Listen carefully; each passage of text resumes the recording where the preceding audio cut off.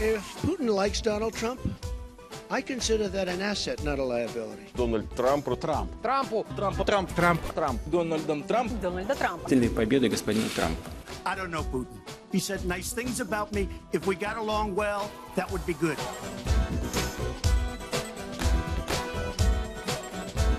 Well, it's a few days into our assignment here in Russia, and we are heading into the Department of Foreign Affairs. This huge, imposing, beautiful skyscraper, one of the 7 Stalin skyscrapers that were built. They've promised us an interview with their chief spokesperson, so we're going to head in now.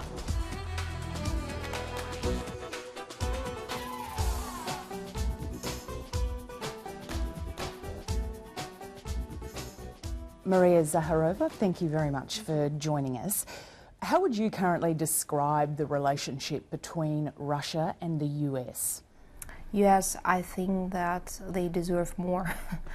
Unfortunately, the previous administration under Obama brought them to the dead end, and I think that our two countries have to do something to bring some fresh air to this relationship. President Trump and President Putin, there's a suggestion that the relationship has been, or President Trump's ties have been much greater. The contacts between officials are not started yet. We're just looking forward to start them. We haven't any sort of contacts between ministers, between ministries. So I cannot talk about the results or the nature of the contacts because they're still not existing.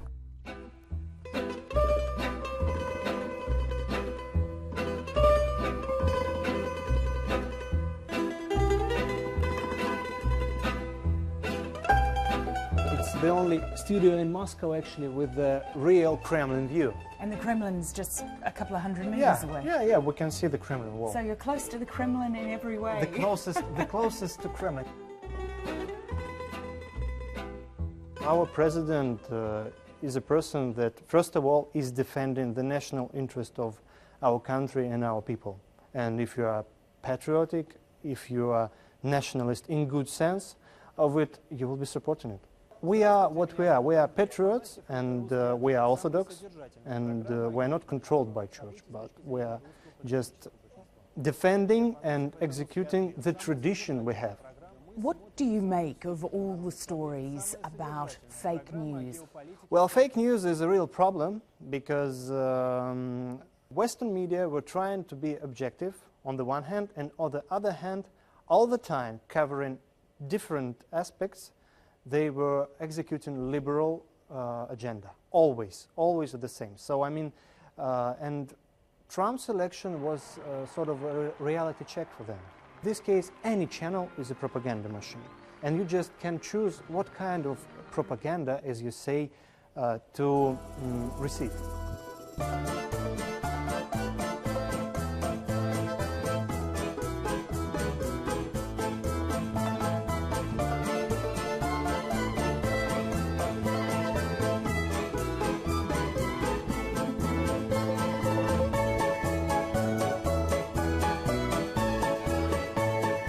Why is Russia considered ground zero of hacking at the moment? And is that a fair assessment? Because these people are officially not part of any government institutions, they're just patriotically minded people with technical skills, they can't deny responsibility. But with informal actors, they're extremely flexible. They have their technical skills, and because they enjoy this direct access to the Kremlin, they know how to react, how to switch sides, how to do things very quickly. And they adopt, and they are really, really adventurous because they do not need to fear of any kind of repercussions or any kind of responsibility for their actions.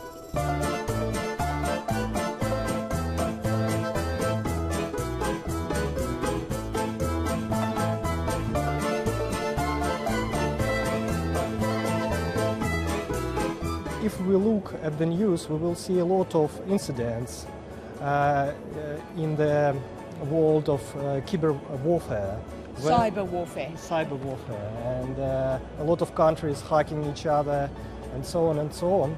So I don't think that Russians are biased towards this kind of behavior. Hacking is is just one of the prejudices that people have.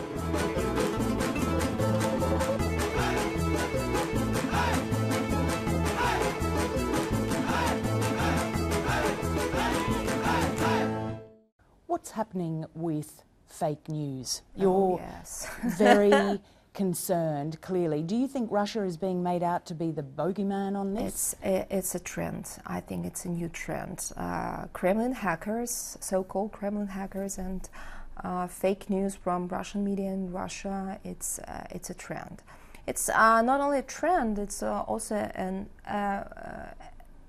instrument in information war against Russia, and it's obvious. Has the Kremlin turned a blind eye, though, to hackers interfering with the US election? What do you mean? Well, the by accusation from US intelligence officers is that Russia was behind interfering. We didn't see any facts. This is the thing. You have to understand, not you, I mean the audience, the people, have to understand that there is an reality which is shaped by the media, mainstream media, and another reality which is for real. And it's up to you what to choose, to live moved and led by the mainstream media. And this is a matter of trust. It's absolutely ridiculous what is spread by the world media on how Russia, as they presented it, interfered into US elections. And actually, as I understand, there is no clarity from Washington what really happened. And there were reports from Australia that the Prime Minister and his cabinet had been warned that they should prepare for possible hackers from Russia ahead of the Australian election. Absolutely the similar thing, not only with Australia, Netherlands, France, Western Europe, Northern Europe, Italy, etc. And we don't have so many hackers.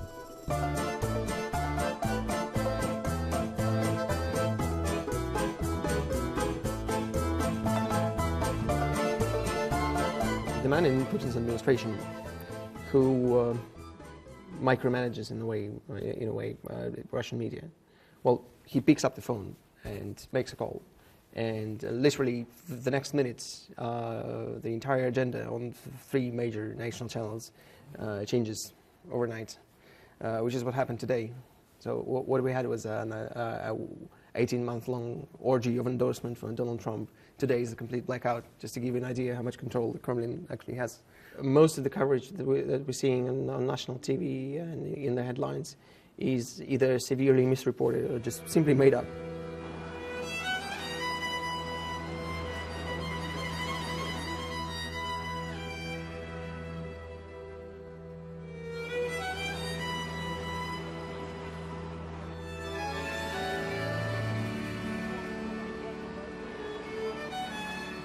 We're down here just on the edge of Red Square, and this is the way that some people have tried to protest in this country. They've literally just walked down the street. We've followed them down from up there, and now we're here in front of Red Square. There's a fairly heavy police presence that have followed them all the way. It's one of the ways that they're trying to get around the restrictions that they have when it comes to protesting in Russia.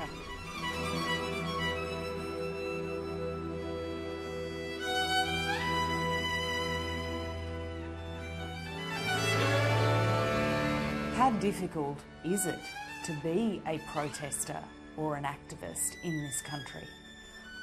It's worse than earlier, because now The main problem, as I think, is that protests can change almost nothing. It's a very sad situation, and sometimes I think that Russia is like a big North Korea, because we can do almost nothing. We can write letters to police, we can write to our deputies, but it doesn't matter.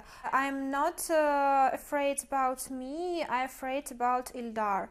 I believe that when Ildar will be free, we will go away from Russia, because I think that penitentiary system still wants to revenge him, and if he will live in Russia, they will make another criminal case against him and take him away to prison, and it is the worst thing I can imagine.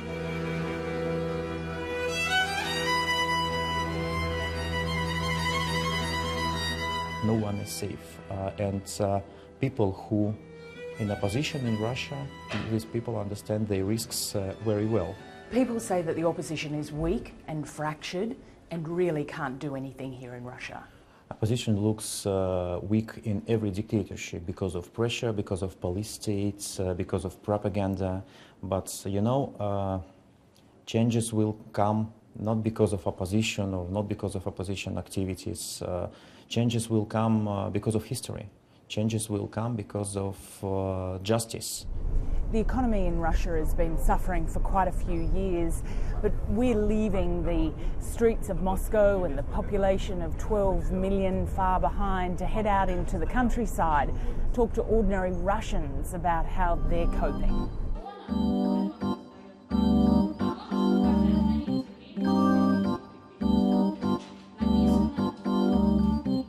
Children in this city are a bit unlucky to see a very small part of the world, and they don't have even an idea of of how the big world is looking like.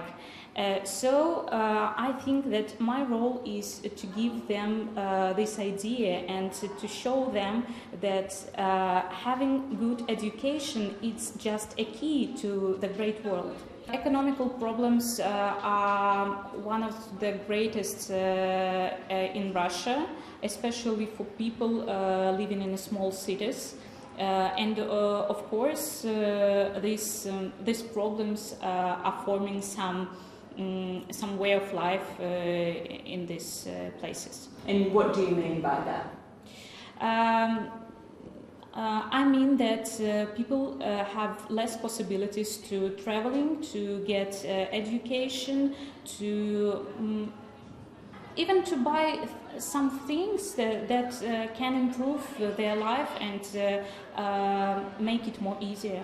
Balabanova is reflecting the whole Russia life better than Moscow and other big cities in this country.